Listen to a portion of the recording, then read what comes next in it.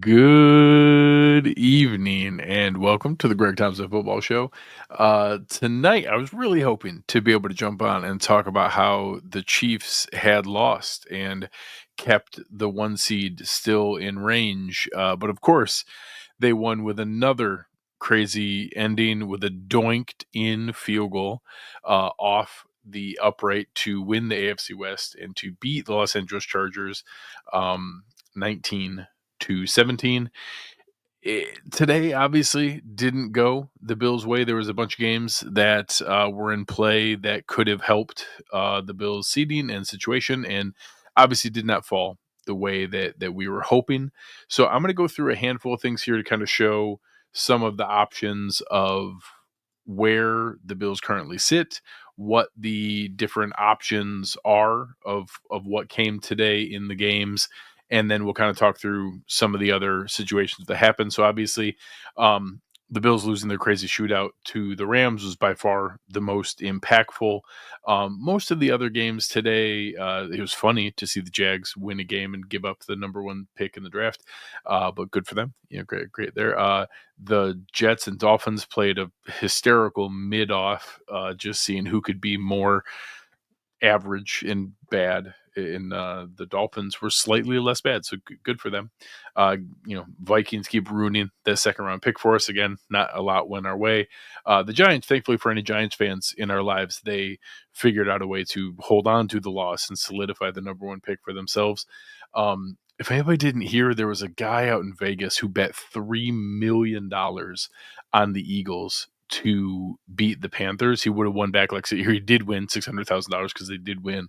But there was a healthy amount of time here, including a Xavier Legette almost catch at the end that would have given the Panthers the 23-22 win. They just barely hit the ground as he dove and rolled over.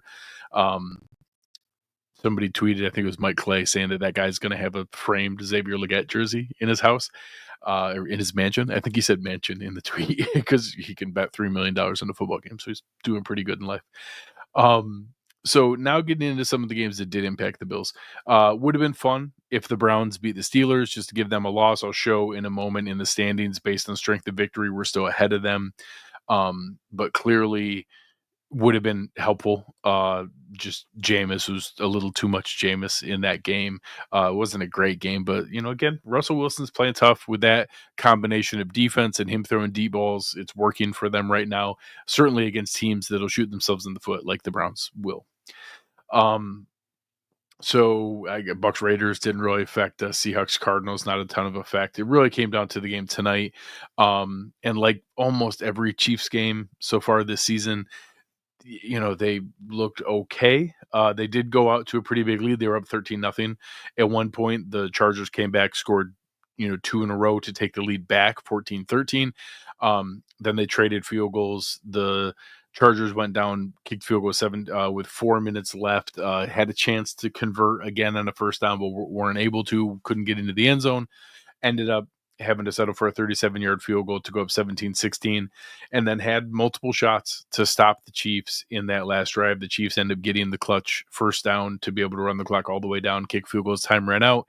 Even in doing so, they still had Matthew Wright doink it in off the upright to be able to pull it home. But they remain at 12-1. The Bills fall to 10-3 with their game. Tomorrow night, we have Cowboys, Bengals. So not a ton, obviously, with the teams on bye. You have the Ravens and the Texans, the Colts and the Broncos, 4 of the playoff teams all on bye. There wasn't a ton of impactful football today. So it was really a shame that the 3 games that really mattered, Bills, Steelers, and Chiefs, all went against the Bills' direction. So let's switch over and look at the standings of what that actually does for this team. So the setup for it here, you have obviously the Chiefs stay as the 1 seed at 11-1. The Bills do stay as the 2 seed. They've already clinched a playoff spot. They clinched the division. They're ahead of the Steelers because the tiebreaker obviously goes to head-to-head. We didn't play the Steelers. Then you go into conference record. We're tied. We're both 7-2 in conference record. And then you go to strength of victory. So each week, previously when we would talk about, or if you read Uber Hansen's article, he talks a lot about strength of victory. So when we have games with teams that we played and beat, having them do better. So our strength of victory, which is different than strength of schedule. Strength of schedule is just everybody you play. Strength of victory is how good is the record of the teams you beat. The teams we've beaten are better actually than almost everybody that you see here. The Ravens have a higher strength of victory because they beat us, so that helps them. But everybody else, you see the Chargers, the Texans, the Steelers, we're ahead of all that, and we're ahead of the Chiefs. So our record in strength of victory is higher. So that's going to be a tiebreaker for us. We only have 2 conference losses. That's not too bad. A lot of other teams are in the same range. Houston and Pittsburgh are in the same range. Obviously, the Chiefs only have 1 loss. We are that 1 loss. So we still need the Chiefs to lose 2 more times, plus the Bills to run the table here. So it's getting less and less likely that the 1 seed is going to be in play. So we'll see where those come into play. But there's a couple things that I want to go through that maybe is a little bit of a silver lining. So, as RJ put here, no one can tell me Casey didn't make a deal with the devil 2 years ago. I wish I could give you evidence that that's not the case, but it's tough too. I do agree with Pops Mafia here that the Steelers won't beat the Eagles next week. I think that's very likely. The Eagles are playing really tough right now, but we'll see. The Steelers are tough, and their defense makes teams make bad mistakes, and we've seen their offense doesn't require a ton of efficiency because they hit on big plays. So some of that variance, the team that's supposed to win doesn't always win when that happens. So I agree with you. I'm going to pick the Eagles to win, but we'll see. The Steelers have pulled out weirder games. So I know RJ, I always joke, is kind of the captain of Nervous Mafia. I have a scenario for you that hopefully will help you guys feel a little bit better about maybe winning the 1 seed isn't necessarily the most valuable piece of what's there. So as we look at it here, the way that it's currently laid out, I think it's really likely to finish this way. So as you see, the Broncos have a 2-game lead on the Colts. So 2-game lead with 4 to play. It's not a guarantee, but that's a pretty healthy stretch to be in that spot. I don't think they're going to catch the Ravens because you look at the things, the strength of victory and the other pieces that are there. There's a chance that the Steelers and Ravens could swap spots because the Steelers do have a tough schedule here, and one of those games is Baltimore. So Pittsburgh's next 4 games, it's Philly, Baltimore, KC, and Cincinnati. That's a tough finish. But that's the same idea. Baltimore has to beat them, plus to win the other games. Baltimore has an easier run with the Giants, but then they play Pittsburgh, they play at Houston, and finish with Cleveland. So I think it's possible Baltimore catches them, but it's still a 2-game lead, and Pittsburgh already has 1 in hand. So the best that Baltimore can do is tie them, and then you bring in the other tiebreakers into play. So again, that's why I think it's going to stay there. Nobody's catching Houston, and I also don't think Houston's catching anybody else. And the Chargers, although they lost tonight, are in pretty decent shape with their team. I'm going to look at their remaining schedule here. The Chargers have Tampa, Denver, New England, Las Vegas. Much, much easier schedule than Pittsburgh, easier than Baltimore. Again, they're still going to win the games. They lost tonight, but that Harbaugh team is playing tough. They play smart. I think they're going to be in pretty good shape to be able to stay in the position they're in. So again, I think there's a high likelihood that this is the seeding in the order that it stays in. There could be a little bit of shuffling, but I think in general it's going to stay about this area. So the reason I want to bring it up is obviously we would love to have home field advantage. We would love to have the 1 seed. You get a bye in the first round. You don't have to play around to the playoffs. It's a huge advantage. I'm not going to try to say that it's better. It's not. I would much prefer the 1 seed.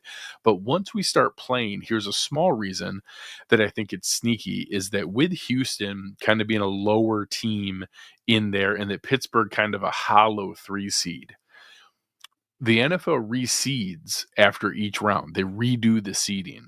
So it's not as simple as, the Bills are the 2 seeds, so they play the 7 and they play the winner of 3-6, and that Houston plays the winner of 4-5, like you would see in the NCAA March Madness bracket or most bracket tournaments.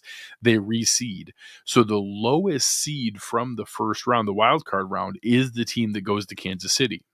So if the Bills beat Denver, which again, I'm not going to take anything for granted, you have to show up, you have to play, blah, blah, blah. You can't let any of those things go unsaid. We have to show up and beat Denver, but I think we will. I think we'll be a healthy favorite, and I think we will beat Denver. That eliminates a 7 seed. Then I think it's very possible, even likely, that Baltimore would beat Pittsburgh. I think they'll be tied going in. I think Pittsburgh will win the division, but I think Baltimore will beat them in the playoffs, which means Baltimore is the lowest remaining seed, which means Kansas City's reward for being the 1 seed is hosting Baltimore, while Buffalo would play the winner and host the winner of Houston, Los Angeles. So we'd play at home against Denver. We'd play at home against the winner of Houston, Los Angeles, which again, we still have to show up. We lost to Houston earlier this year in Houston, but I think we can beat both of those teams. And then either we would go to Kansas City because if Kansas City beat Baltimore, we would have to go there and beat them. Or if Baltimore beat Kansas City, we would be the highest remaining seed and we would then host Baltimore at home and we would play 3 straight home playoff games. So I do think it's really important to stay a top 2 seed. We don't want to drop to the 3 seed. So we need to keep winning. We need Pittsburgh to get some losses here. Again, Pittsburgh has a tough schedule. I think they're going to lose. When you talk about, their next 4 games, I think that we'll have at least one. We want them to win one more than us. I don't know that I want them to drop below Baltimore, but when they're playing Philly, Baltimore, Kansas City, Cincy, they're going to lose 2 of those is my guess. So we want Baltimore to lose 1 of theirs too. So that way we can kind of balance it out. If Pittsburgh beats Baltimore, it's all over anyway. So that's the easiest one to root for. We'll root for Pittsburgh to lose to Philly and Kansas City or Philly and Cincy, but to beat Baltimore. And then that will put them as the division winner. And that scenario I laid out can play out. So again, we still want to keep winning. We want Kansas City to lose twice. We want to be able to get that 1 seed. But if it doesn't, just a little silver lining that some of that, the way that the bracket is playing out this year and how Baltimore dropped some of those games, I think there's still some benefit there to being a top 2 seed, and that there's a very possible scenario where you could still host all the games in the playoffs. We've seen Kansas City, play with fire all season long, and this time when they play Baltimore, if in the scenario I laid out, if Isaiah Likely's toe doesn't go out of bounds like they did in the first week, they would knock Kansas City out, and then Baltimore would have to come to Buffalo. And Buffalo would be in the home team in all 3 rounds. So, again, we still got to keep winning. We got to take care of business. But just a scenario that kind of popped up in my mind earlier tonight as I was kind of looking at the playoff seeding, that, of course, we want the 1 seed. There's lots of benefits to it, but that there's maybe a little silver lining to being the 2 seed with the way that the teams are jockeyed and laid out this year. So appreciate you guys jumping on here with me. Just a quick recap we're going to do each week as we go forward, looking at where the teams are, how it plays out. I'll start playing with the New York Times simulator and playing around with some of those the next couple weeks. But appreciate you guys jumping in here with me and hanging out. We'll have these recaps as we go.